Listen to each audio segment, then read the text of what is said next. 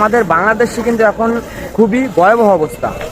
ইতিমধ্যেই দেখেছি যে ভারতের অনেক মানুষই বলছে যে আমি ভারতের হয়ে আপনাদের কাছে ক্ষমা চাচ্ছি। ভাই, আপনি ভুল করে ক্ষমা চাইলে তো আর সেটার সমাধান হবে না।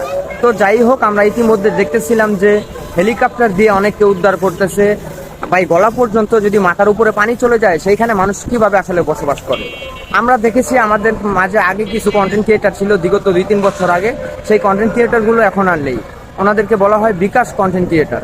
ওনারা নাকি অনেক অনেক টাকা আত্মসাৎ করছে। তো যাই হোক, বর্তমানে যারা যাচ্ছে ওইখানে সকলেই আর কি হাইড করেই ওইখানে নিজের অর্থায়ন প্রদান করেই ওইখানে মানুষগুলোকে সহযোগিতা করছে। এই বিষয়টা আসলেই অনেক ভালো দেখাচ্ছে, কারণ এখানে কারো কাছে আসলে ওইরকম ভাবে সাহায্য চাওয়া হচ্ছে না।